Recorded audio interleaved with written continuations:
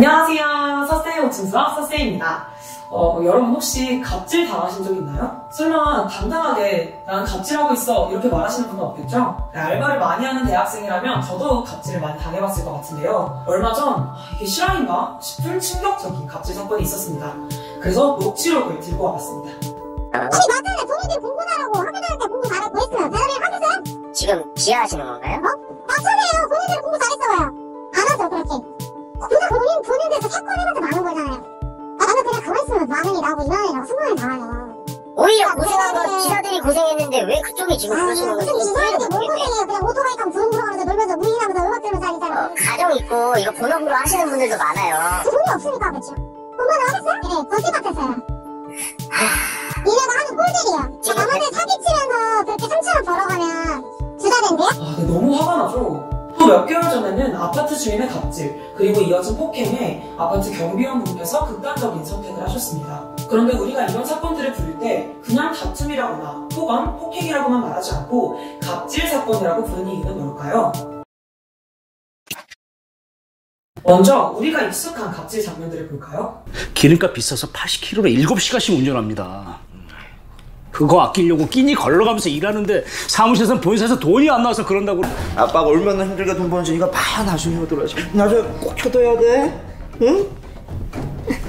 준비됐죠? 야, 앞에서 지금 이게 뭐하는 짓들이야! 소장님 상자! 아저씨 그렇게 편하게 맡기만 하면 돈 못 받아요. 돈 받으러 왔다며 글러붙겨. 난 아빠 저렇게 힘들게 돈 번다. 응? 아빠 화이팅 한번 하자. 아빠 화이팅! 네, 이게 바로 우리들한테 익숙한 갑질 장면이죠. 처음 갑질이라는 단어가 등장했을 때에는 이렇게 재벌, 고위층 같은 사람들만 갑에 해당되었습니다. 그래서 갑질의 사전적 정의처럼 상대적으로 우위에 있는 자, 갑이 상대적으로 열등한 상대방 을에게 오만무례하게 행동하거나 제멋대로 구는 행위라고 한마디로 갑질을 설명할 수 있었죠. 그런데 앞에서 보셨다시피 배달원, 경비원 노동자에게 갑질하는 사람들이 우리가 TV 드라마에서 보는 그런 재벌들, 고위층이 아니잖아요. 그냥 우리 주위에서 볼 수 있는 평범한 사람들 중 하나입니다. 그런데 이 문제들을 똑같이 우리가 갑질 문제라고 명명하는 이유는 우리 사회가 오로지 돈이 많은가 적은가를 기준으로 두고 평범한 사람들 안에서 갑과 을의 진리를 놔두고 그에 따라서 을을 차별하고 무시하는 현실이 되어버렸기 때문입니다. 그러니까 이제껏 우리가 TV 드라마에서 봤던 것처럼 슈퍼갑이 을에게 하던 갑질이 어느새 평범한 우리들 같은 사람 사이에서 이루어지고 있다는 겁니다. 누구에게나 갑질을 하기도 하고 누구에게나 갑질을 당하기도 하는 폭력적인 사회가 되어버린 거죠. 그런데 그저 갑질하는 몇몇 사람의 인성이 잘못되었기 때문이라고 말하기에는 우리 사회의 갑질이 만연해 있잖아요. 대체 왜 이렇게 되어버린 걸까요? 그건 바로 노동이 존중받지 못하는 사회이기 때문입니다. 결국 슈퍼 갑질이든 그렇게 해도 된다고 생각하는 건 바로 노동하는 사람들이 못 배웠고 돈이 없으니까 무시해도 되는 사람이라는 인식이 있기 때문이죠. 모든 노동이 존중받는 게 아니라 그 사람이 무엇을 가졌는지 어떤 직업인지에 따라서 무시해도 되는 사람, 무시하면 안 되는 사람이 정해져 있다는 건데요. 그럼 대체 이런 기준은 어떻게 우리 사회에 뿌리내리게 된 걸까요? 늦은 밤 집에 돌아갈 때 택배 기사님께서 그 늦은 시간까지 일하고 계신 모습을 보신 적이 있나요? 저는 종종 봤는데요. 2020년 택배 노동자 16분이 같은 이유로 돌아가셨습니다. 바로 과로사. 택배 기사님들은 아침 7시에 무임금 반강제로 택배 물류를 분류하는 작업에서 시작해서 실제 운송 작업까지 하루 15시간 동안 일하며 매일같이 고된 노동을 하고 계십니다. 그런데 과연 그 고된 노동의 대가를 제대로 받고 계실까요? 코로나19 이후 택배 물량은 20% 넘게 증가했고 택배 회사는 2020년 작년 역대 최고 매출액을 기록하면서 호황을 누리고 있습니다. 그런데 덩달아 같이 오른 수치가 있었는데요. 바로 택배 노동자 산재 사고 건수입니다. 택배 업계에서 많은 물량을 처리할 수 있는 대책을 세우지는 않고 그대로 택배 노동자에게 그 물량을 책임지게 하면서 산재 사고 증가율이 43.3%로 이전보다 2배를 훨씬 넘겼습니다. 재주는 곰이 부리고 돈은 왕서방이 받는다는 말처럼 택배 업계는 이익만 쏙쏙 빼먹으면서 택배 노동자들이 병들고 죽고 다치는 현실은 외면하고 방임하고 있는 겁니다. 그렇게 택배 노동자분들은 무임금 택배 분류 작업과 병원 갈 시간조차 없이 이루어지는 초장시간 노동에 시달리며 사람으로 존중받지 못하고 심지어는 노동에 대한 정당한 대가조차 받지 못한 채 목숨을 걸고 일하고 계신 겁니다. 우리 생활에 없어서는 안 되는 꼭 필요한 직업임에도 그 직업이 정당한 대가를 받지 못하고 착취당한다면 그리고 결국 그것이 과로로 이어져서 목숨마저 내걸며 일해야 한다면 누가 그 직업을 갖고 싶어 할까요? 노동의 가치를 인정해주지 않는 불합리한 제도가 자연스레 그 직업의 사회적 지위를 낮추고 그 일을 하는 사람 역시 힘없고 무시해도 되는 사람으로 만들어버리게 되는 겁니다. 이렇게 누군가를 홀대하고 무시해도 된다는 폭력적인 시선은 법적, 사회적으로 인간으로서의 권리가 존중받지 못할 때 만들어집니다. 산업 노동자분들의 숱한 죽음도 이걸 증명하는데요.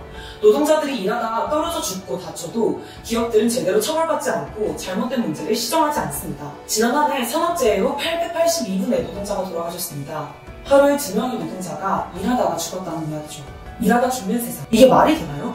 일하다가 죽지 않는 세상을 만들자는 외침이 모여 노동자들의 죽음을 책임지지 않는 기업을 처벌하자는 내용으로 중대재해기업처벌법을 만들었지만 이마저도 기업의 압박과 정치인들의 외면으로 휴직조각이 되어버렸습니다. 가장 많은 사고가 나고 노동자들이 죽는 5인 미만의 사업장은 제외되었고 바로 5인 미만의 사업장에서 노동자분들이 돌아가셨죠. 이제 노동자들의 죽음은 뉴스거리도 되지 않습니다.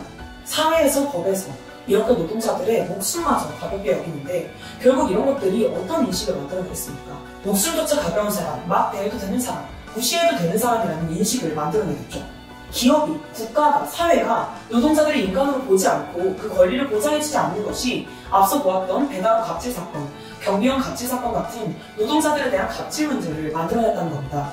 마땅히 존중받아야 할 노동자를 기업이, 국가가, 사회가 존중하지 않으니 노동자는 계속해서 갑질을 당할 만한 사람, 권리 같은 건 존재하지 않는 사람, 즉 을로 만들고 있다는 거죠. 그냥 법과 제도에서 존중받지 못하는 문제가 아니라 우리의 인식, 우리의 일상, 깊숙이까지. 결국 이런 갑질 문제를 해결하는 방법은 단 하나입니다.